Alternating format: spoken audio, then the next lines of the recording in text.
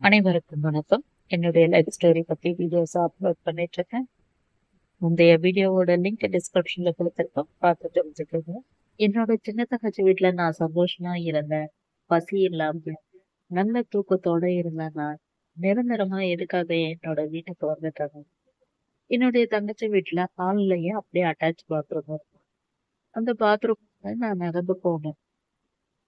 அப்படி நகர்ந்து போகும்போது ஒரு நாள் என்ன ஆயிடுச்சுன்னா, என்னுடைய கால் அந்த கதவுல மாட்டுச்சா, இல்ல என்னுடைய வலியா இருக்கிற அந்த கை ஏதாச்சும் ஸ்லிப் ஆச்சா, எனக்கு எதுவுமே சொல்ல தெரியல. அப்படியே விழுந்தது மட்டும் தான் என்னுடைய மைண்ட்ல இருக்கு. நான் கீழ விழுந்ததுமே என்னுடைய தங்கச்சி என்ன கூப்பிட்டுச்சு. நானு சாதாரணமா தான் விழாதபடியே சொல்லு அப்படின்னேன். அப்புறம் என்னுடைய தங்கச்சி பொண்ணு பக்கத்துலயே ஏதோ ரூம்ல எழுதிட்டு இருந்துச்சு. சத்தம் வந்துச்சுன்னு ஓடி வந்து பார்த்துட்டு, "அம்மா ஜெயா கீழ விழுந்துட்டுருக்குது" அப்படின்னு. அப்புறம் என்ன ஆச்சுன்ட்டு வேகமா ஓடி அங்க என்ன தூக்கவும் முடியாது. ஏன்னா, அது ரொம்ப சின்ன ஒரு இடம். நான் போய் கிராஸா வேற விழுந்துட்டேன். தல அப்படியே போய் ஷிங்காண்ட விழுந்துட்டேன். அதெல்லாம் பார்த்துட்டு என்னுடைய தங்கச்சிக்கு "ஜெயா நான் உன்ன கூட்டிட்டு போயிட்டு நம்ம வீட்லயே விட்டுர்றேன். என்னால இந்த கோரத்தெல்லாம் பார்க்க முடியல. நீ அங்க பட்னியா இருந்தா கூட இருந்துக்க ஜெயா. எனக்கு இந்த கஷ்டத்த பார்க்கணும். நீ அம்மா இருக்கும்போது நல்லா இருந்துட்டு இப்படி எல்லாமா உனக்கு" அப்படின்னு சொல்லி என் தங்கச்சி சொல்லுச்சு. அதுக்கு நான் சொன்னேன், "ஏன் அதெல்லாம் ஒண்ணும் இல்ல. அது என்ன ஆச்சுன்னே தெரியல. அதான் விழுந்துட்டேன்" அப்படின்னு. அதுக்கப்புறம் என்னுடைய தங்கச்சி எனக்கு ட்ரெஸ் எல்லாம் மாத்திட்டு, தலையெல்லாம் அப்படியே தண்ணி போட்டு தொடச்சிட்டு, நாளைக்கு காலையில உன்னை குளிக்க வைக்கிறேன். இப்போ 9:45 ஆயிடுச்சு. இதை எப்படி குளிக்க வைக்கிறது? நாளைக்கு நான் பார்த்து க்ளீன் பண்ணி விட்டுறேன். ஏன்னா ஷிங்காண்டெல்லாம் தலை போய் விழுந்துருச்சு எனக்கு. அப்போ காலையில என்ன எல்லாமே குளிக்கலாம் வச்சுட்டு, ஒரு 10 மணி போல டிவி பார்க்கும்பொழுது என்னுடைய தங்கச்சி சொல்லுச்சு. "நீ இப்படியெல்லாம் விழுந்துட்டு இருந்த" அப்படின்ட்டு என்னுடைய வீட்டுக்காரர்கிட்ட சொன்னேன் ஜெயா. அப்ப அவங்க ரொம்ப மனசு கஷ்டப்பட்டாங்க. "என்னத்துக்கு நீ தைரியமா இரு. தனியா இருக்கிறன்ட்டு அந்த பொண்ண நம்ம இங்க கூட்டிட்டு வந்து வச்சிருக்கிறோம். அதுக்கும் அந்த சாப்பாட்டுக்கு கஷ்டம். பாவம் நம்மளால இங்க கஷ்டப்படுது. அது கஷ்டம் இல்லன்னு தான் சொல்லுச்சு. நான் அத அப்படிதான் சொன்னேன். நேத்து நைட் அப்படி ஓட்டுச்சுன்னு சொன்னாங்க. எனக்கு மனசு ரொம்ப கஷ்டமாயிடுச்சு அப்படின்ட்டு சொன்னாங்க. உன்னை கூட்டிட்டு போயிட்டு விட்டு சொன்னாங்க அப்படின்னு. எனக்கு உடனே ஒரு மாதிரி ஆயிடுச்சு. ஐயோ! நம்ம மறுபடியும் வீட்டுக்கு போனா அப்பாக்கும் அவங்களுக்கும் எதனா சண்டை வருமே. நம்ம இங்க இருக்கிறதால சின்ன தங்கச்சிக்கும் ஒரு துணையாவும் போயிடுச்சு.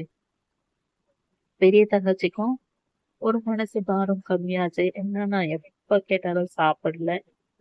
என்ன இப்படி திட்டினாங்க, அப்படி திட்டினாங்க. இப்படிதான் சொல்லிட்டே இருப்பேன். என்னைக்கு என்னோட சின்ன தங்கச்சி வீட்டுக்கு வந்தாங்களோ, அப்பத்துல இருந்து நான் நல்லாவே சாப்பிட்டுட்டு இருந்தேன்.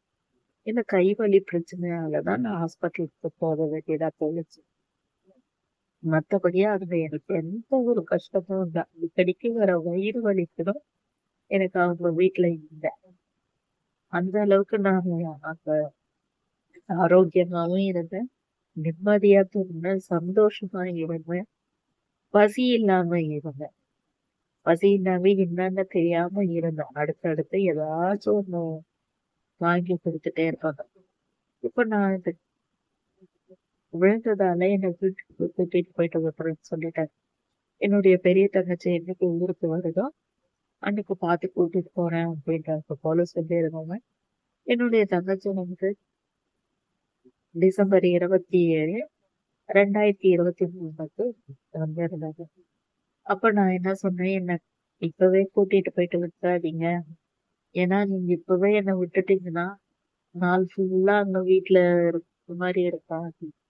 சாயந்தரமா கூட்டிட்டு போயிட்டு விட்டீங்கன்னா, எனக்கு அதுக்கப்புறமா நான் சாப்பிட்டு தூங்கும்போது அது அப்படியே மறந்துடும். காலையில எப்ப போல அங்க இருந்து இருக்கிற மாதிரி ஆயிடும் அப்படின்னு சொன்னோன்னே, எனக்கு தெரியாதா ஜெயா, நான் நைட்டுக்கு தான் என்ன கூட்டிட்டு போயிட்டு வைப்பேன். நீ கவலைப்படாத அப்படின்ட்டு என்னுடைய சின்ன தங்கச்சி சொல்லிச்சு. இருந்தாலும் அப்படின்னு சொல்லிடுவாங்களோன்னு ஒரு எதிர்பார்ப்பு இருந்துச்சு. நான் கீழே விழுந்தது யோசிச்சு அவங்க கூட்டிட்டு வந்தேன். அன்னைக்கு சாயந்தரம் இருட்டும்போது எனக்கு தேவையான ஸ்நாக்ஸ் அதெல்லாம் வாங்கிட்டு வந்து ரெடியா வச்சுட்டு இருந்தாங்க. அது எல்லாமே எடுத்துட்டு எங்க வீட்டுக்கு வந்துட்டு எனக்கு எல்லாமே அரேஞ்ச் பண்ணி குடுத்துட்டு, அப்ப என்னுடைய தங்கச்சி சொல்லுச்சு, "உனக்கு என்ன சாப்பிடறதுக்குனாலும் வேணும்னா ஃபோன் பண்ணி சொல்லு. நானு வாங்கிட்டு வந்து தரேன். அதேபோல சாப்பாடும் வீட்ல ஏதாச்சும் நல்ல சாப்பாடு செஞ்சா உனக்கு குடுத்து அனுப்புறேன்." அப்படின்ற மாரி சொல்லுது. சரின்னு. நீ யாருக்கிட்டயும் அவங்களா சண்டைக்கு உன்ன இழுப்பாங்க. நீ எதையும் பேசிக்காத. எந்த ஒரு தப்பான முடிவுக்கு போகாத. சரியா? அப்படின்னு சொல்லுச்சு. சரின்ட்டு சொல்லிட்டேன். அதுக்கப்புறம் அவங்கலாம் போயிட்ட பிறகு எங்க அப்பா வந்தாங்க. "என்ன உன்ன எடுத்துன்னு நிரந்தரமா விட்டாச்சா? அவ்வளோதான். முன்னலாம் யாரும் வச்சு சோறு போட மாட்டாங்கன்னு ஒரு மாதிரி கேவலமாலாம் பேச ஆரம்பிச்சாங்க. நான் வந்து இந்த மாரி ரெஸ்ட் ரூம்ல விழுந்துட்டேன். அதுபோல நான் எதுவுமே சொல்லல. நான் அமைதியா இருந்துட்டு, சிக்ஸ் மாதிரியே இருந்துட்டு, அமைதியா அவரு எவ்வளோ நேரம் பேசுறாரு, பேசட்டும்னு நான் அமைதியாவே இருந்தேன். அப்புறம் அப்பா கேட்டாரு. அதுக்கப்புறம் என்னுடைய நாட்கள் அப்படியே வந்து சாப்பிடாம இருக்கிறது. பசி இல்ல, வயிறு வலி. ஏன்னா அங்க இருக்கிற சாப்பாடு செய்யறதே எனக்கு பிடிக்காம போயிடுச்சு. அப்பப்ப யோசிச்சுட்டு படுத்துட்டே இருப்பேன். திடீர்னு எனக்கு ஒரு நாள் அதிகமா ஃபீவர் வந்துருச்சு. எனக்கு தெரியுது என்னுடைய தங்கச்சிக்கு ஃபோன் பண்ணதுனால என்னால எடுக்க முடியல. நான் காலையில எழுந்து டீ குடிக்க உட்காந்தாலே என்னால முடியல. நான் அப்ப அவங்க கிட்ட சொல்றேன் நான் படுத்துட்டேன். நானா கேட்கும்போது ரெஸ்ட் ரூமுக்கு போயிட்டு நான் பிரஷ் பண்ணிட்டு வரேன். இப்ப எனக்கு எழுப்பாதீங்கன்னு சொல்லிட்டு படுத்துட்டேன். 12 மணி கூட ஆயிடுச்சு. ஆனா என்னோட அப்பா ஒரு வார்த்தை கூட கேட்கல. ஏன் ஜெயா இன்னைக்கு ரூம்ல இருந்து வெளிய வரல? அந்த பொண்ணு சாப்பிடுச்சா? இல்லையா? அப்படின்னு சொல்லி. நானு ஃபோன் எடுக்காதவே என்னுடைய சின்ன தங்கச்சி எங்க அப்பாவுக்கு ஃபோன் பண்ணேன். "என்னப்பா ஆச்சு ஜெயா ஃபோனே எடுக்க மாட்டேங்குது" அப்படின்னாங்க தான். எங்க அப்பாவுடைய ஒய்ஃப் சொன்னாங்க, "அவளுக்கு ஜுரம்" அப்படின்னு. "ஜுரமா? சொல்லவே இல்ல." ஜுரமாம்மா அந்த பொண்ணுக்குன்னு எங்க அப்பா வந்து என்னுடைய தங்கச்சிக்கு "ஏன்பா யாருமேவாப்பா பார்க்கக்கூடாது. காலையில இருந்து அந்த பொண்ணுக்கு ஃபோன் பண்றேன்" அப்படின்னு. "அவ இன்னும் பிரஷ் கூட பண்ணல. அமைதியா படுத்துனுக்குறா" அப்படின்னு சொல்லி. அப்புறம் தான் எங்க அப்பா எழுந்து உள்ள வந்தாரு. "ஏம்மா உனக்கு ஜுரமாம்மா?" அப்படின்னு. அப்புறம் ஆமான்னு கண்ண காமிச்சு, என்னால வாய் திறந்து பேச முடியலப்பா. ரொம்ப கஷ்டமா இருக்குது அப்படின்னு சொன்னதுமே, "என்னம்மா அந்த பொண்ணு இவ்ளோ கஷ்டப்படுது? எங்கன்னா ஹாஸ்பிட்டலுக்குனா கூட்டிட்டு போறீங்களா?" அப்படின்ட்டுன்னு சொன்னாங்க. "பேச முடிஞ்சா பேசுமா ஃபோன்ல" அப்படின்னு. அப்புறம் நான் பேசினேன். அந்த குரல வச்சு என்னுடைய தங்கச்சி வந்து பெரிய தங்கச்சிக்கு ஃபோன் பண்ணேன். "ஜெயாக்கு ரொம்ப உடம்பு முடியல. நீ வந்து உங்க வீட்டுக்கார கேட்டு சீக்கிரம் வா ஹாஸ்பிட்டல் கூட்டிட்டு போலாம்" அப்படின்னு சொல்லுது. அதுக்கப்புறம் நான் அப்படியே படுத்துட்டேன். பார்த்தா என்னுடைய தங்கச்சி தான் வந்துட்டு, "நான் எதுனா சாப்பிட்டியான்னு" கேட்டுச்சு. எதுவுமே சாப்பிடல" அப்படின்னு. அப்போ ஹாஸ்பிட்டலுக்கு கூட்டிட்டு போன உடனே அவங்க சொன்னாங்க, "101 டிகிரிக்கு அடிச்சிருக்கு. ஃபீவர் அடிக்குது. என்னங்க பண்ணீங்க?" அப்படின்னாங்க. நான் ஒண்ணுமே பண்ணல. ஒண்ணுமே பண்ணாத எப்படிங்க இவ்ளோ ஃபீவர் வந்துச்சு? அப்புறம் ட்ரிப்ஸ் எல்லாம் போட்டாங்க. ட்ரிப்ஸ் போட்டுட்டு பிறகு எனக்கு செம தூக்கம் வந்துச்சு. அப்ப நான் வந்து எங்க வீட்ல படுத்தேன். இங்க விட்டுட்டு என்னுடைய பெரிய தங்கச்சி, என்னுடைய சின்ன தங்கச்சி வீட்டுக்கு போயிடுச்சு. அப்ப எங்க அப்பா திட்டினாங்க, "அந்த பொண்ணு இல்லாம அந்த பொண்ணு கூட போயிடுச்சு பாரு" அப்படின்னு. நான் அமைதியா படுத்துட்டே இருந்தேன். அதுக்கப்புறமா மறுநாள் காலையில எனக்கு சாப்பாடு குடுத்தாங்க இருந்துச்சு. சின்ன தங்கச்சி ஹோட்டல்ல வாங்கியிருந்தாங்க பொங்கலுக்கு. அப்போ பெரிய தங்கச்சி சொல்லுச்சு, "ஊருக்கு போறேன் ஜெயா. அதுக்கு முன்னாடி என்ன வந்து பார்த்துட்டு உனக்கு சாப்பாடு ஊட்டிட்டு போலான்னு வந்தேன்." நான் ஒண்ணு சொல்றேன். அவங்க சொன்னாங்க, அதாவது என்னுடைய சின்ன தங்கச்சி வீட்டுக்காரர் சொல்லியிருக்காங்க. ஏன்னா நான் ஹாஸ்பிட்டலுக்கு என்ன கூட்டிட்டு போகும்போது, என்னுடைய சின்ன தங்கச்சி கேட்டேன், "வீட்ல என்ன செஞ்சிருக்க?" அப்படின்னா, "இட்லி தான் ஜெயா செஞ்சுட்டு வரேன். சட்னி இல்ல. எடுத்துன்னு வந்திருந்தா கூட எடுத்து வந்து ஆஸ்பத்திரியில சாப்பிடுவாங்க" அப்படின்ட்டு தான் சொல்லிட்டேன். எனக்கு யோசனையே இல்லாத போச்சு. ஒரு 2 இட்லினா டிஃபன் பாக்ஸ்ல எடுத்துன்னு அது போயிட்டேன். அங்க போயிட்டு ஜெயா கேட்குது சாப்பாடு ஹாஸ்பிட்டல்ல அப்படின்னு. ஐயோ! சொல்லியிருந்தா நான் என்ன எடுத்து வந்து குடுத்துருப்பேன். ஆனா ஜுரம் இருக்கு.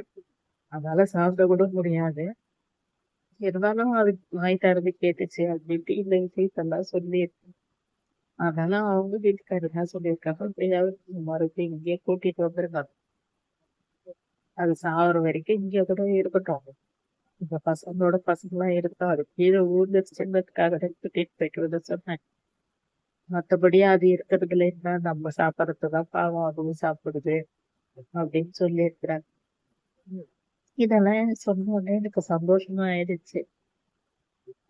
ஆனா நானு சொன்னேன், "ஆனா விட இவ்வளவு விட்டுட்டு மறுபடியும் எனக்கு நான் அங்க போறது" அப்படின்னு.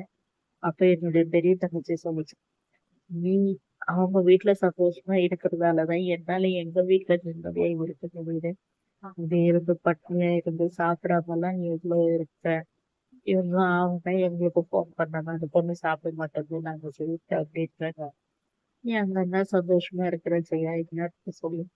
அவங்க வீட்டுக்காரே தான் சொல்லிட்டாங்க, "நீ பாத்துக்க சொல்லி, அப்புறம் என்ன? நீ இன்னும் சொன்னீன்னா இப்பவே இந்த சாப்பாடு ஊட்டிட்டு உன்னை கூட்டிட்டு போய் அவங்க வீட்டுல விட்டுட்டு நான் அப்படியே போறேன்னு சொன்னேன்." நான் என்ன சொன்னேன், "சரி போறேன். ஆனா ஒரு ஒரு வாரம் மட்டும் இருந்துட்டு வரேன்னா, இப்ப அவங்களே பார்த்துட்டு வரும்போது உனக்கு என்ன கஷ்டம்? திரும்ப திரும்பி இந்த மாதிரி சொல்லுகிற" அப்படின்னு. சரின்னு எனக்கு தேவையான ட்ரெஸ் எல்லாம் எடுத்துக்கிட்டு பேக்கேஜ் பண்ணோன்னே, "என்னம்மா மறுபடியும்?" அப்படின்னு. "இல்லப்பா அவங்க அப்பா வந்து கூப்பிட்டு வர சொல்லிட்டாங்க. அங்கேயே பாத்துக்க சொன்னாங்க. இப்ப வந்தாதான் அதுக்கு உடம்பு சரியில்லாத போகுது. சாப்பாடு சரியில்ல. அதனாலதான் அங்க கூட்டிட்டு போறோம்" அப்படின்னு. எனக்கு வந்து ட்ரிப்ஸ் எல்லாம் போட்டதுல எனக்கு கை, கால் எல்லாமே வீக்கம் ஆயிடுச்சு. ஆனா எனக்கு ட்ரிப்ஸ் போட்டு விட்டுட்டு என்னுடைய சின்ன தங்கச்சி போயிடுச்சு. அதனால அதுக்கு நான் எந்த நிலைமையில இருக்கேன்னு தெரியும். வீட்டுக்கு போனதுமே என்ன பார்த்துட்டு ஷாக் ஆயிடுச்சு. "என்ன ஜெயா காலெல்லாம் இவ்வளவு வீக்கமா இருக்கு? ஏன் காலெல்லாம் இவ்ளோ அழுக்கா இருக்கு ஜெயா?" அப்படின்னு கேட்டுச்சு. என்ன பண்றது உடனே, நம்ம வீட்ல நான் நடந்துட்டு போறோம் இல்லையா? அதனாலதான் அப்படின்ட்டு நான் சொல்லிடுறேன். அப்போ நான் சொன்னேன், "உன்னுடைய பெரிய தங்கச்சியும் ஊருக்கு போயிடுச்சு. அவங்க வீட்டுக்காரும் எங்கேயோ வெளிய போயிட்டு இருந்தாங்க." அப்ப நான் சொல்லியிருந்தேன், "நானு இங்க 1 வாரம் வரைக்கும் இருக்கிறேன். நான் மறுபடியும் நம்ம வீட்டுக்கே போயிடுறேன். எனக்கு இந்த ஃபீவர்லாம் இருக்கிறதால பசங்களெல்லாம் பார்க்கணும் போல தோணுச்சு. அதனாலதான் வந்தேன். நான் 1 வாரத்துக்கு இருக்கிறேன். அதுக்கப்புறம் போயிடுறேன். நீ ஏன் செய்யா?" அப்படின்னு கேட்டுச்சு. "இல்ல நான் நம்ம வீட்டுக்கே போறேன். அந்த 1 வாரம் மட்டும் வந்து இருக்காதடா." "சரி உன்னோட விருப்பம்" அப்படின்ட்டு சொன்னாங்க. அந்த 1 வாரம் தான் அங்க இருந்தேன். அதுக்கப்புறமா வந்து நானு வீட்டுக்கு வர்றதுக்கு ரெடி ஆனேன். அப்ப என்னுடைய தங்கச்சி வந்து, "நாளைக்கு கூட்டிட்டு போறோம்னா இன்னைக்கு எனக்கு குஸ்காவும், சிக்கன் பக்கோடாவும் வச்சு சாப்பிடறதுக்கு குடுக்கணும். ஒரு முட்டை, நெறைய சாப்பாடு முட்டைலாம் வாங்கி குடுத்துச்சு." அப்ப வந்து என் தங்கச்சி நான் சொன்னேன், "எனக்கு இவ்ளோ சாப்பாடெல்லாம் வேணாம். அட சாப்பிடு. எப்ப பார்த்தாலும் கம்மியா சாப்பிடு. இன்னைக்கு சாப்பிடுற இந்த சாப்பாடு தான். இதுக்கப்புறம் அங்க போய் கேட்டா சாப்பிட போறோம். நீ சாப்பிடு ஜெயான்னுச்சு." அப்பதான் நான் சொன்னேன், "இன்னைக்கு நீ குடுக்குற, நாளைக்கு நான் என்ன பண்ணுவேன்?" இதே ஞாபகத்தோட தான், வேணாம் இது கொஞ்சமாவே போதும். ஆனா அந்த நாள் எனக்கு ரொம்ப சந்தோஷமா போச்சு. மறுநாள் வந்து ஹாஸ்பிட்டல் போயிட்டு வரும்போது அப்படியே என்னை எங்க வீட்டுல கூட்டிட்டு வந்து விட்டுட்டாங்க.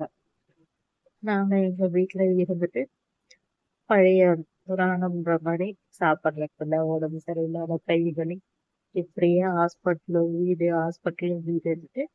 ஆனா என்னுடைய தங்கச்சி வீட்டுக்கு எல்லாமே எதுக்குமே போனதில்ல. ஹாஸ்பிட்டல்ல இருந்து எங்க வீடு, எங்க வீட்டுல இருந்து ஹாஸ்பிட்டல், இப்படிதான் என்னுடைய நாட்கள் போயிட்டே இருந்துச்சு. இதுக்கப்புறம் என்னுடைய லைஃப்ல என்ன ஆச்சுன்றத பத்தி தெரிஞ்சுக்கணும்னு அடுத்த வீடியோல சொல்றேன். என்ன வீடியோ பிடிச்சிருந்தா லைக் பண்ணுங்க.